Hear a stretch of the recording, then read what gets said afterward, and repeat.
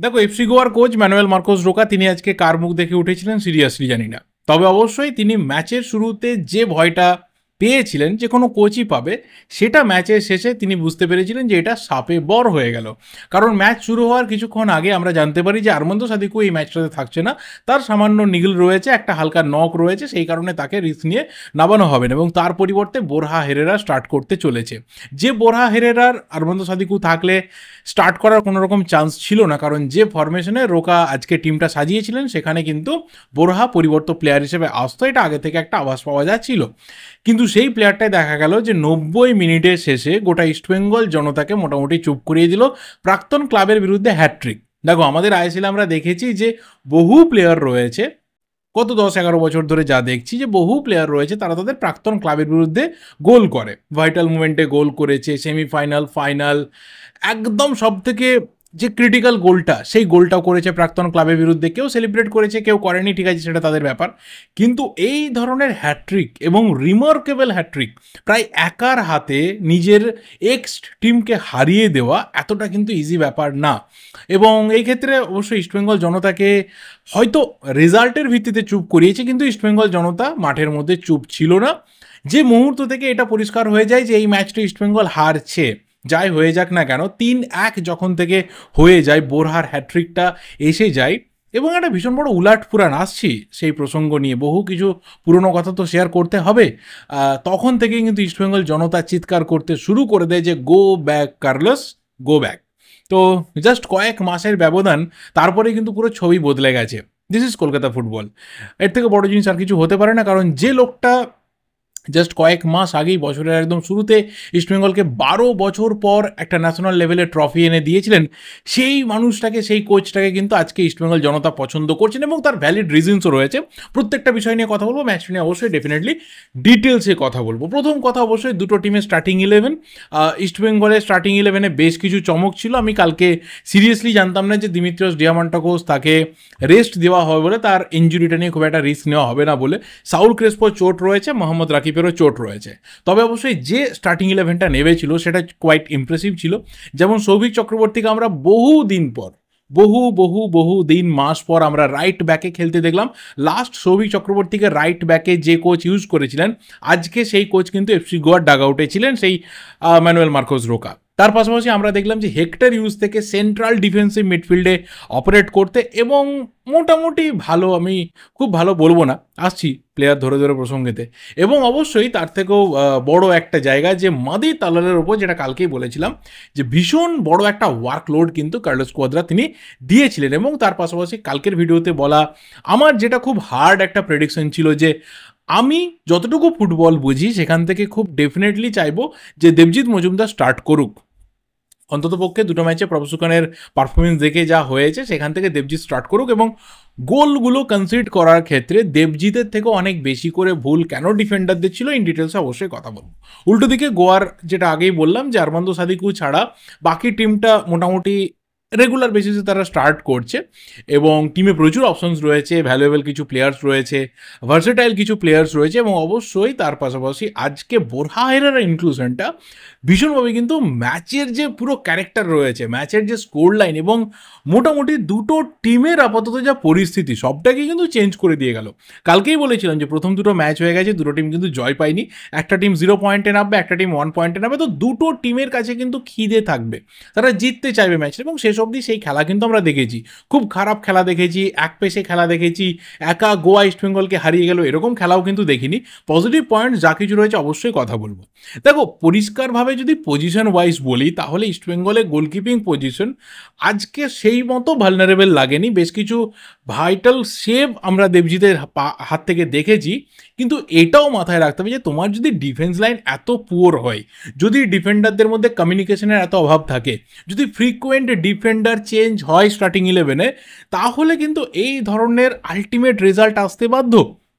Back to back দুটো ম্যাচে যখন থেকে আনোয়ার আলী ইস্টবেঙ্গলে স্টার্ট করতে শুরু করলো, ব্যাক টু ব্যাক দুটো ম্যাচে কিন্তু ডিফেন্স লাইন চেঞ্জ হয়েছে। আগের দিন আনোয়ার আলী হেক্টর ইউসের সাথে পার্টনারশিপ করে খেলেছিল, আজকে খেললো হিজেজি মেহেরের সাথে। রাইট ব্যাকের রাকিব খেলছিল, আজকে Souvik Chakraborty. Quite impressive performance, খুব হাই ফাই বলবো না, কিছু কিছু ক্ষেত্রে ওভারল্যাপে যাওয়ার সৌভিক চেষ্টা করেছে, কিন্তু হ্যাঁ এজটা একটা ফ্যাক্টর, ট্র্যাক ব্যাকের ক্ষেত্রে প্রবলেম হয়েছে।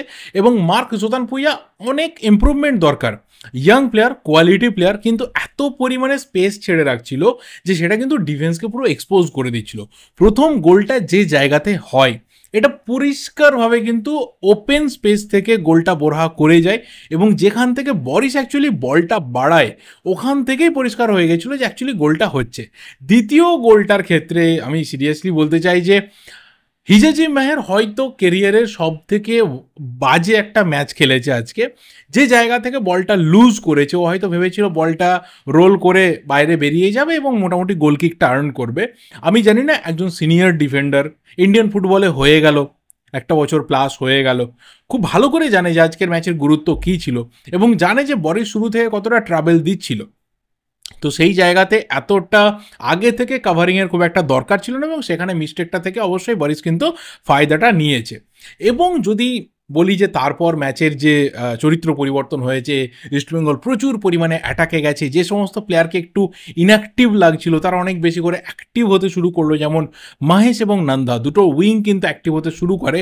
বাট সিরিয়াসলি বলছি, এত পরিমাণে ওদের মানে যে পারফরমেন্স সেটার এতটা ডাউনফল হয়েছে না, খুব খালি চোখে দেখতে পাওয়া যায়। ওর জন্য আলাদা করে তোমাকে মাথায় টেকনিক্যালিটি নিয়ে বসতে হবে না, পরিষ্কার ডাউনফল হয়েছে।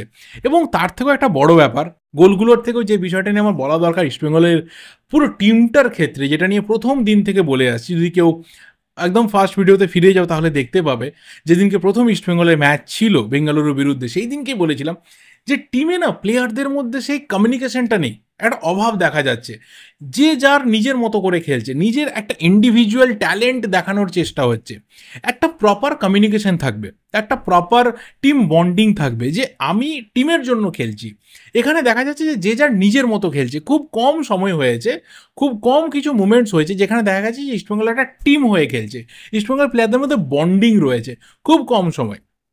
এবং তারপরে যথারীতি বোরহা যে জায়গা থেকে হ্যাট্রিকটা করে, যে জায়গা থেকে ফিনিশটা করে, এখানেও কিন্তু পুরোপুরি ডিফেন্সটা এক্সপোজ হয়ে যায়, এবং সেই সময় টিমটাকে না কেমন একটা পুরো গুটিয়ে নেওয়ার মতো লাগছিল, মানে অলরেডি মনে হচ্ছিল ম্যাচটা ছেড়ে দিয়েছে।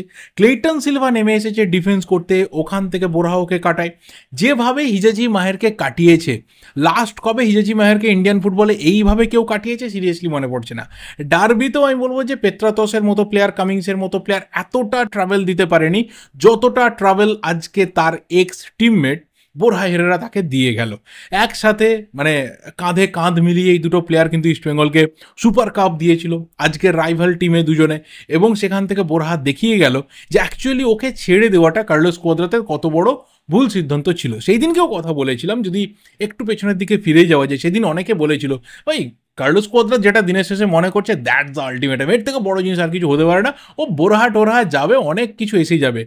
বাট একটা প্লেয়ারের কতটা ভ্যালু রয়েছে, কেন রয়েছে, সেটা একটা প্লেয়ার যখন একটা ক্লাব থেকে বেরিয়ে গিয়ে অন্য একটা আরও বেটার ক্লাবে গিয়ে আলটিমেট নিজের কেরিয়ারটাকে নিয়ে যায়, তখন বুঝতে পারা যায় যে অ্যাকচুয়ালি প্রবলেমটা কোথায় ছিল।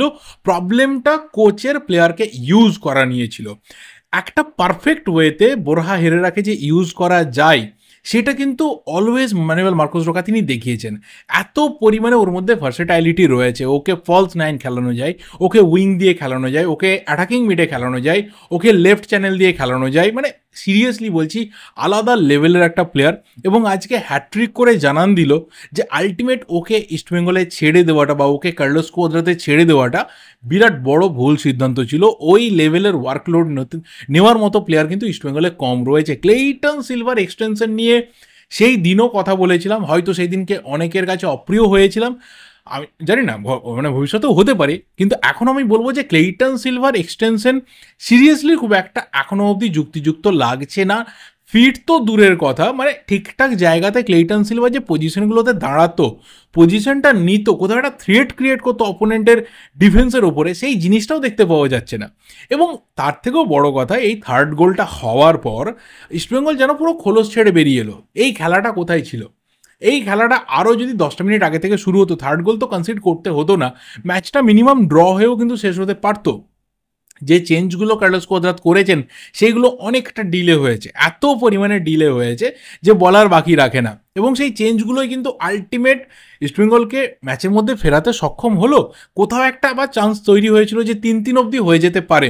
আনোয়ার আলীর এই ক্ষেত্রে একটা বিরাট বড় প্রশংসা করতে হবে। 2 নম্বর গোলটার ক্ষেত্রে ডেভিডের ডেবিউ গোল হলো আইএসএলে, যে জায়গা থেকেও শটটা নিয়েছিল লক্ষ্মণ কাট্টিমানের একদম সামনে ড্রপটা পড়ে, ডেভিড পজিশনে ছিল, একদম দুরন্ত স্ট্রাইকারের মতো ফিনিশ করে যায়। আরও বেশি গেম টাইম, আরও বেটার গেম টাইম পেলে কিন্তু ও নিজেকে আরও বেটার ওয়েতে প্রুভ করতে পারবে।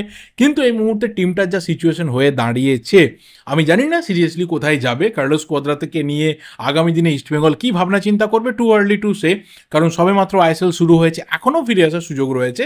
স্টিল আমার মতো যে কোনো ফুটবল ফ্যান বিশ্বাস করবে যে ইস্টবেঙ্গল এখনও ফিরে আসতে পারে, টিমের মধ্যে সেই দক্ষতা রয়েছে।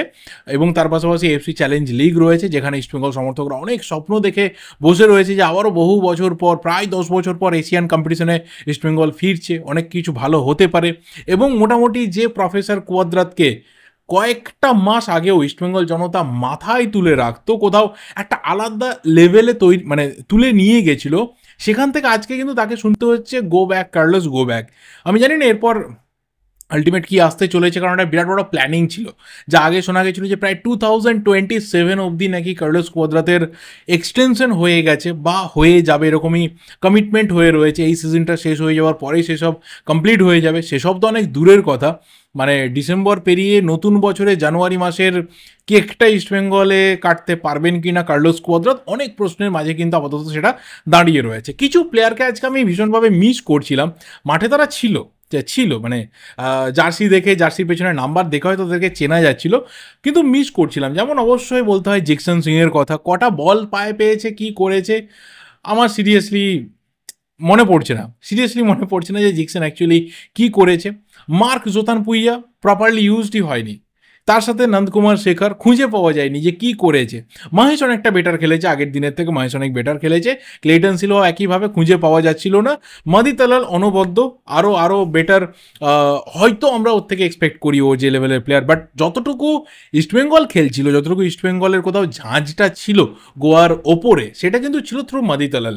তো কিছু প্লেয়ার রয়েছে চলো ভালো রয়েছে, বাট এই মুহূর্তে দাঁড়িয়ে আপাতত টিমটা পুরো ঘেঁটে গেছে, পুরোটা ঘেঁটে গেছে। ড্রেসিং রুমের সিচুয়েশন আমি সিরিয়াসলি জানি না, কোনো টিমের ক্ষেত্রে কোনোদিনও জানি না, কিন্তু নিশ্চিতভাবেই ড্রেসিং রুম হয়তো হ্যাপি নেই। থাকলে হয়তো অন্য ধরনের ইস্টবেঙ্গল পারফরমেন্স আমরা দেখতাম। জানি না কী রিজন রয়েছে, হয়তো ইস্টবেঙ্গল এখান থেকে ব্যাক করবে এইটুকু অ্যাটলিস্ট আশা রাখছি। বাট হ্যাঁ, অনেক প্রশ্নের সামনে কিন্তু কার্লোস কোয়াদ্রাত তিনি থাকছেন, তাকে অনেক উত্তর দিতে হবে। কতটা তিনি মুখে উত্তর দেবেন, কতটা তিনি চিয়ার করে উত্তর দেবেন সিরিয়াসলি জানি না, কিন্তু তাকে ইস্টবেঙ্গলের খেলা দিয়ে, পয়েন্ট দিয়ে, জিতে ফিরে আসা দিয়ে তাকে কিন্তু উত্তর দিতে হবে। কারণ সামনে আরও ভাইটাল ম্যাচ আসছে। যত দিন এগিয়ে যাচ্ছে বাকি টিমগুলো কিন্তু নিজেদেরকে আরও শার্প করে নিচ্ছে। পাঞ্জাবকে দেখছি, জামশেদপুরকে দেখছি, অনেক শার্প হয়ে গেছে তারা অলরেডি 2-3টে ম্যাচ খেলার পরে। সেখানে কিন্তু ইস্টবেঙ্গল 3টে ম্যাচের পর ব্যাক টু ব্যাক 3টে লস, মানে হারের হ্যাট্রিক হয়ে গেল। আর যদি ওভারঅল বলি তাহলে লাস্ট 5টা ম্যাচে কিন্তু ইস্টবেঙ্গল হারলো।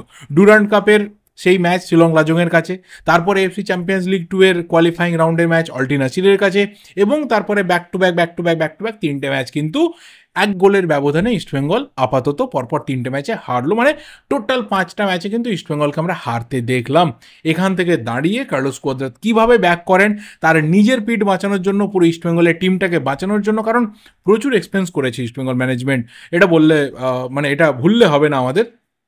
সেখান থেকে দাঁড়িয়ে ফ্যানেদের এক্সপেকটেশন চরম লেভেলে রয়েছে, এবং যে ফ্রাস্ট্রেশনটা বেরিয়ে আসছে মাঠের মধ্যে, যেটা বেরিয়ে এসেছে, যেটা হয়তো এবার সোশ্যাল মিডিয়াতেও বেরিয়ে আসবে অনেক বেশি করে, হয়তো এবার প্র্যাকটিস গ্রাউন্ডেও বেরিয়ে আসতে পারে। কারণ আমরা জানি যে আমাদের এখানে সমর্থকরা ঠিক কতটা প্যাশনেটলি, কতটা আবেগ দিয়ে, মন থেকে, নিজের একটা অন্য জায়গা থেকে ক্লাবগুলোকে সমর্থন করে।